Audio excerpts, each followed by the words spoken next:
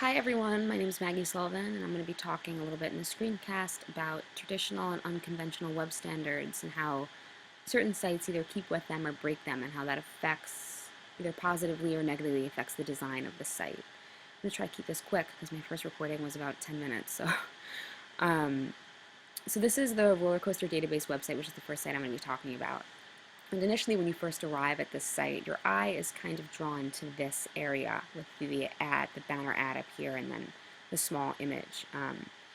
It's a strange design feature. First of all, the site's just not visually appealing. There's a lot of white space here. There's not a lot of content, and you just have this one small image, and the image is so small that you can't really see what it is. Obviously, it's a roller coaster, but you can't really see any detail or anything.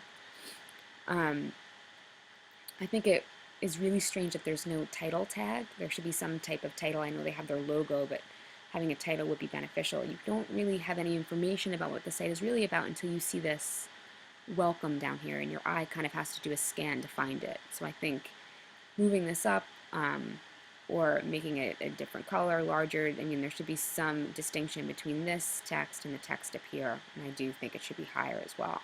The main feature of this site are it's a roller coaster database, so it's these different roller coasters. First of all, this featured roller coaster, which is called Random Roller Coaster, you would think that you would get more information about this roller coaster by clicking on the title of the coaster, this clickable link here. But when you do, it actually is used as a navigation to sort through all of the roller coasters that are featured on the site, which is a strange way to do that. Also, it's worth mentioning that every roller coaster on the site is called Random Roller Coaster, which obviously isn't a smart idea. But if you actually want to get more information about a particular coaster, you have to actually click on the picture, which is strange and not something users would be used to. Then you go to an interior page, again, a lot of white space, not really much text, just one large image. I think it would have been beneficial to have a description of the coaster, its features, etc. You can click through several pictures of the park and the coaster, but again, not a lot of information.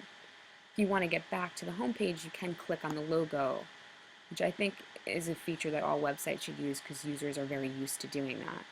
That's really the only standard or web design standard that this site has kept with. The next site that I'm going to talk about is the Screamscape site.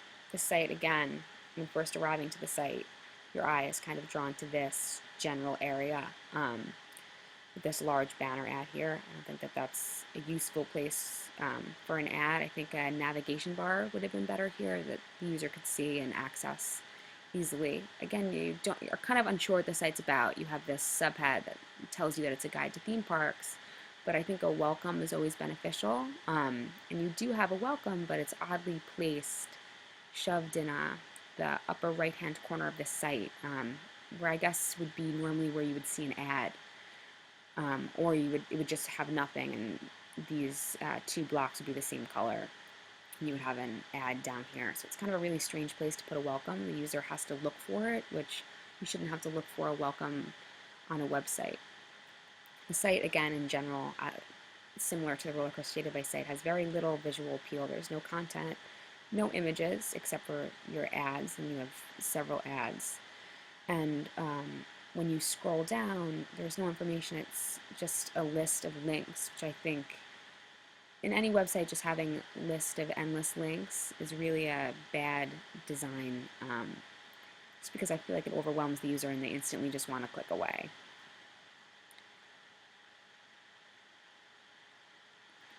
If you click away to an interior page, actually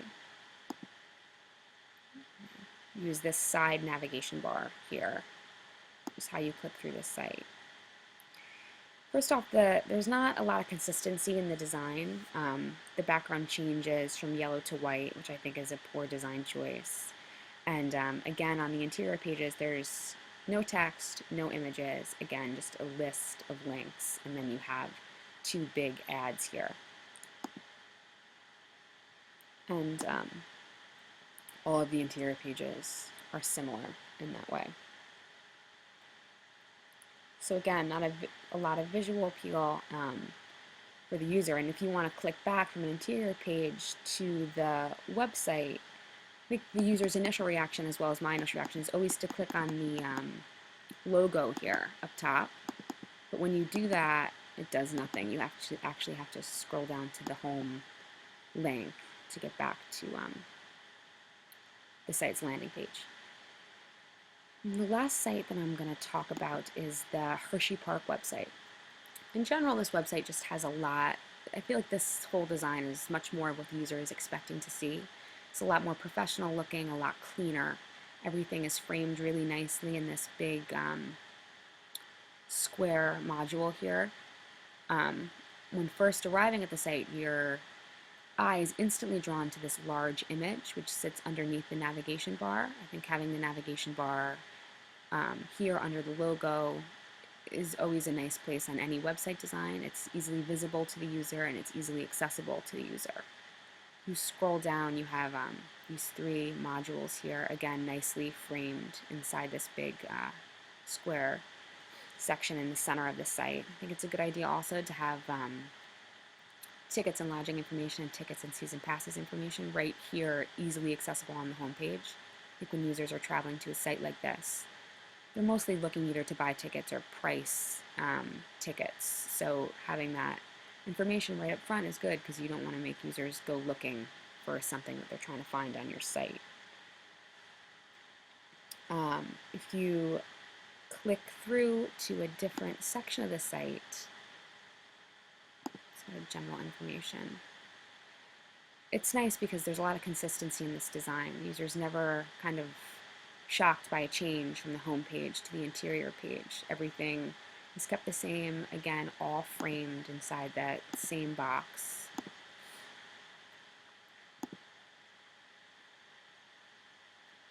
So I think that that's a nice feature. And if you want to get back to the home page, you just simply click on the logo.